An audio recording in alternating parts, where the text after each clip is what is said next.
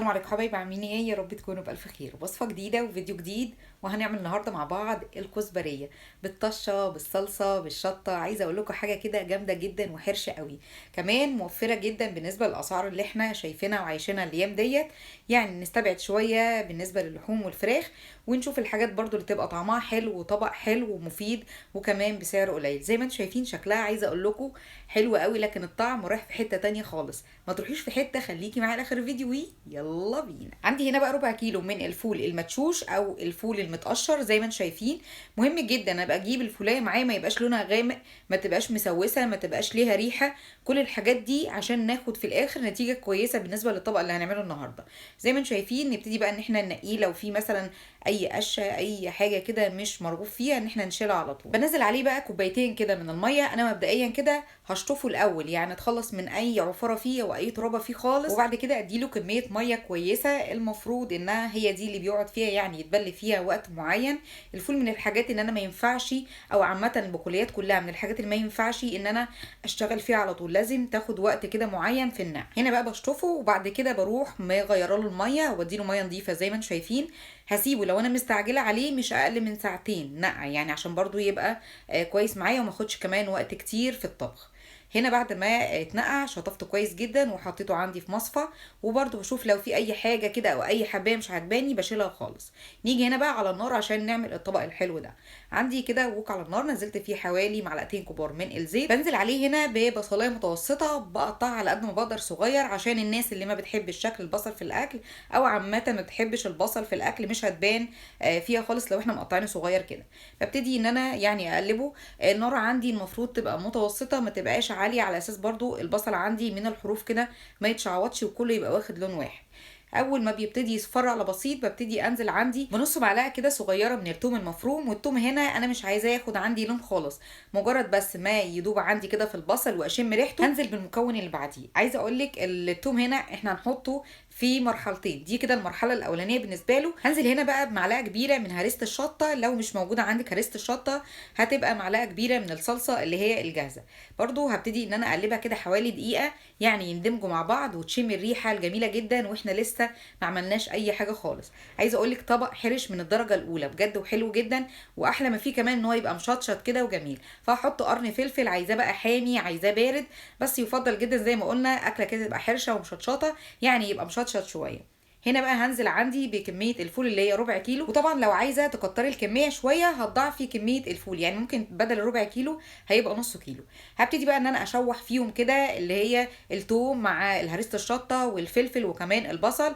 وبعد كده اروح نازله عندي باربع طماطمات انا ضرباهم في الخلاط، ولو الكميه عندك هتبقى متضاعفه هنضاعف طبعا كميه الطماطم. هنا بقى ببتدي ان انا اقلبها تقليبه حلوه كده، وهضيف الاضافات بتاعتي. الاضافات عندي هنا ايه؟ عندي هنا مكعب من المرق، وده برضو بيدي طعم حلو جدا على فكره، تطعيمه حلوه كده للاكل. وكمان عندي ربع معلقه صغيره من الفلفل الاسمر، نص معلقه صغيره من الكمون، وعندي معلقه من البابريكا، نص معلقه صغيره من الشطه. ممكن تشيليها وممكن تحطيها لو انت مش عايزاها تبقى مشطشطه قوي. هنا بقى ببتدي اقلبهم تقليبه، وهسيبهم عندي هنا. المفروض الطماطم معايا وبقيه المكونات يتسبكوا شويه. اول ما غليت معايا كده هبتدي انزل بمعلقتين كبار من الكزبره. هي اسمها كزبريه لان بيتحط فيها نوعين من الكزبره، اللي هي الناشفه والخضراء. ببتدي زي ما انتم شايفين كده اقلبها تقليبه، وهسيبها عندي لما تتسبك، يعني الميه تقصر شويه. عايزه اقول لك النار هنا هتبقى متوسطه، مش هاديه قوي ولا حتى كمان عاليه خالص. هنا اول ما ابتدت انها تاثر معايا بالشكل ده هبتدي ازودها عندي الميه. بالنسبه بقى الميه احط قد ايه؟ هزود الميه وطبعا تكون سخنه معايا، على اساس برضو ما تاخدش وقت كتير وتبرد لي الفول نفسه، يعني هيقعد وقت كتير قوي على ما يقوم معايا. بحط قد ايه ميه؟ هحط يعني حوالي بعد الفول كده بعقله صباع، يعني شويه ميه يبقوا كويسين على اساس يستوي فيهم بشكل كويس. انا طبعا ما حطيتش ملح خالص، ابتديت ان انا اظبط الملح بتاعي، ويفضل ما نحطش كميه ملح كبيره قوي على فكره. هنا بقى ببتدي اول ما تاخد غلوه كده بسيطه هغطيها، طبعا البخار هيسويها بشكل كويس، وكمان اهدي عندي النار شويه. من وقت للتاني هديها تقليبه كده، لكن مش دايما، يعني ممكن اقلب طول الوقت بتاع السوا، بعد كده ممكن مرتين مش اكتر من كده، على اساس هي ما تتهريش معايا. كمان بالنسبه لكميه الميه ما تقلقيش خالص، دي اثناء التسويه هتبتدي انها تقل، والقوام عندي هيبتدي ان هو يتقل شويه. زي ما انتم شايفين ده قوام كده مناسب جدا، والفول عندي استوى بشكل كويس قوي. لحد هنا تقدري ان انت تطفي وتبتدي انك تقدميها، او نعمل الطشه بتاعتنا، ودي برضو بتخلي طعمها حلو قوي وكمان طعم جديد. بجيب معلقه كده من السمنه وابتدي ان انا اسيحها، يفضل جدا بقى انها تبقى حته سمنه كده جميله بلدي معاكي. وبنزل عندي معلقه صغيره من الثوم المفروم، وهديله ايه لون خفيف، مش عايزه اتقل عليه قوي، على اساس الثوم معايا لما بياخد لون زياده بيمرر شويه، ودي طبعا نتيجه احنا مش عايزينها. اول ما بفك الثوم بالشكل ده ببتدي انزل بمعلقه صغيره من الكزبره الناشفه، وهقلبهم بقى لحد ما تصفر عندي التومه، وبعد كده نروح حاطينها عندنا على طول كده على الكزبريه الجامده جدا. بالنسبه بقى لانواع الكزبريه، في اللي هي بالصلصه وفي الخضراء، انا حبيت النهارده اعمل الطريقه دي، طريقه بصراحه حرشه وجميله. وشايفين بقى القوام بتاع الفول بتاعنا كده لما استوى وتقل بقى جميل. هنزل عليه هنا بالطشه اللي احنا عاملينها، شمي بقى الريحه اللي عايزاه رغيفين 3 كده وتقعدي جنبها وتاكلي وتتسلطني، وحاجه جامده جدا.